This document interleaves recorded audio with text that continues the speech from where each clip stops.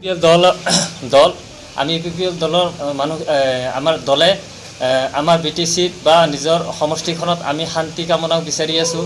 তো গতিকে বিপিএফ দলে আমাৰ গোটেই বিটিআৰতে বা বিটিচিতে তেওঁলোকে অশান্তি কৰিব বিচাৰি আছে।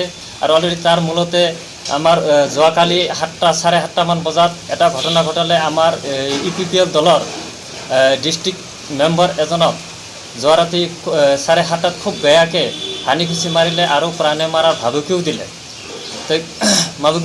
আৰু ল'ৰা ছোৱালীবিলাকখিনিকো মাৰধৰ কৰাৰ মানে হুমকি দিছিলে। তেওঁলোকে এনেকুৱা ধৰণৰ কাৰ্যত লিপ্ত হৈ আছে। গতিকে যাতে এই অপৰাধীখিনিক যাতে সোনকালে প্ৰশাসনে গ্ৰেপ্তাৰ কৰে, তেওঁলোকক গ্ৰেপ্তাৰ কৰাৰ কাৰণে আদেশ দিছোঁ। আৰু যদি গ্ৰেপ্তাৰ নকৰে আমি বিহিত ব্যৱস্থা লোৱাৰ ব্যৱস্থা কৰিম। তেওঁলোকৰ কোনো ইছ্যু নাই। ইছ্যু নোহোৱাৰ কাৰণে তেওঁলোকে এনেকুৱা কাৰ্যকলাপত ব্যস্ত হৈ আছে। আমি তেওঁলোকৰ দুৰ্নীতিখিনি ৰাইজে বুজি পাইছে। বুজি পাই পেলাই ৰাইজে এতিয়া তেখেতসকলক কোনো সঁহাৰি দিয়া নাই। সঁহাৰি নোপোৱাৰ কাৰণে তেওঁলোকে আজি এনেকুৱা ধৰণৰ বিপিএফ দলে এনেকুৱা ধৰণৰ কাৰ্যত লিপ্ত হৈ আছে। আৰু এনেকুৱা ধৰণৰ কাৰ্যত লিপ্ত আমি বিচৰা নাই। গতিকে আমাৰ ভেৰগাঁও পৰিষদীয় সমষ্টিৰ যিজন এক্স MCLA নেৰচাং বড়ো, তেখেতক আমি জনাব বিচাৰিছোঁ তেখেতে যাতে তেখেতৰ যি পালি নেতা যিসকল আছে বিপিএফৰ তেওঁলোকক যাতে দমন কৰি ৰাখে, এইটোৱে মই কামনা কৰিছোঁ। আৰু যিকোনো প্ৰকাৰে তেওঁলোকে দমন কৰি ৰাখিব লাগিব, নহ'লে আমি বিহিত ব্যৱস্থা লোৱাৰ ব্যৱস্থা আমি কৰিম। নমস্কাৰ, খুলুমবাই। মই জয়তে আমাৰ ইউপিপিএল কৰ্মীসকলক মই ধন্যবাদ দিছোঁ আৰু নমস্কাৰ জনাইছোঁ। তেওঁলোকে নিষ্ঠাৱানেৰে শান্তিৰে তেওঁলোকে কাম কৰি আছে। তো কথাটো হ'ল আজি প্ৰেছ মিট ল'বলগীয়া কাৰণটোৱেই হ'ল যোৱাকালি সন্ধিয়া 7মান বজাত 1 নং ডিমাকুছিত নিত্যানন্দ মিত্ৰৰ ঘৰত কেইজনমান ব্যক্তি আহি বিপিএফৰ কেইজনমান ব্যক্তি আহি তেওঁলোকৰ ঘৰত অত্যাচাৰ কৰিছে আৰু তেওঁলোকৰ ঘৰত গ্লাছ ভাঙিছে। আৰু আনকি নিত্যানন্দ মিত্ৰৰ যিটো নেকি পত্নী, সেই পত্নীকো তেওঁলোকে মাৰিছে আৰু সৰু সৰু সন্তানবিলাককো তেওঁলোকে মানে থাপৰ দিছে বুলি মই গম পাইছোঁ। আৰু স্বয়ং তেওঁলোকৰ ঘৰৰ ওচৰৰ মানুহবিলাকে কৈছে আৰু আমিও সেই সময়ত উপস্থিত আছিলোঁ।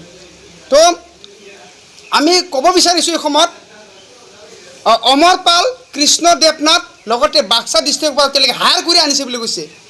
যে বিপিএফ এনেকুৱা অৱস্থা হৈ গ'ল, তেওঁলোকৰ আজিৰ তাৰিখৰ যিটো নেকি নীতি, তেওঁলোকৰ যিটো আদৰ্শ, তেওঁলোকৰ যিটো নেকি দুৰ্নীতিৰ যিটো লিপ্ত হোৱাত তেওঁলোকে কি কৰিব, তেওঁলোকে তাৰমানে আজিৰ তাৰিখত তেওঁলোকে উপায় নোহোৱা হৈ গৈছে।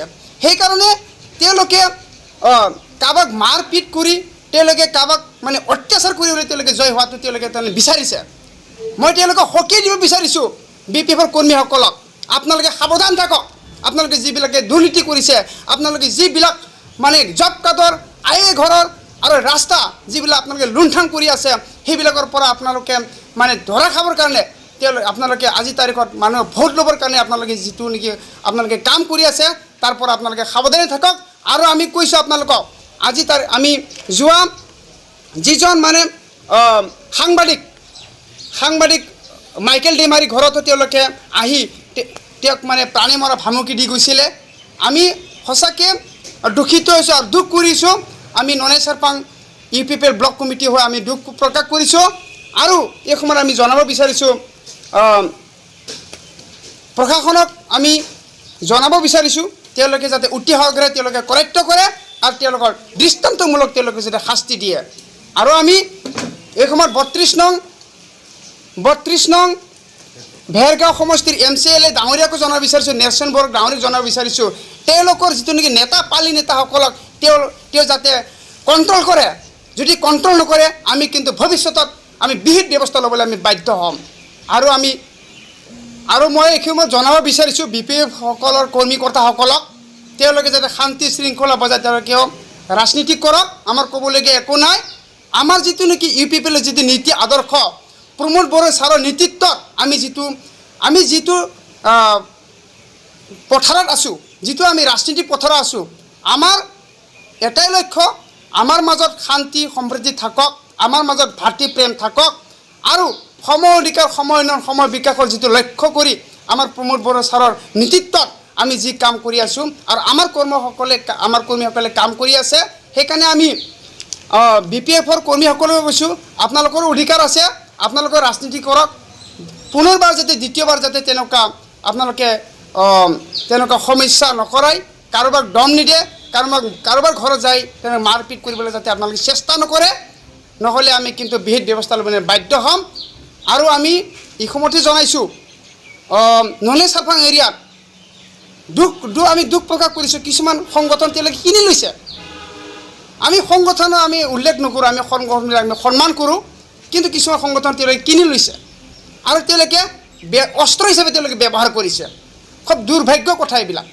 গতিকে আমি আপোনালোকক অনুৰোধ কৰিছোঁ, আপোনালোকে ৰাজনীতি কৰক, আমিও কৰিছোঁ, যাতে আমাৰ মাজত ৰাজনীতিকৰ নামত ৰাজনীতিক যাতে নকৰে, আৰু আমাৰ মাজত যাতে ডিভাইড নকৰে, আৰু আমাৰ মাজত যাতে কোনো যাতে তেনেকুৱা আন্দোলন বা তেনেকুৱা কোনো সমস্যা যাতে নানে তেওঁলোকে, এইখিনিয়ে মই জনাইছোঁ।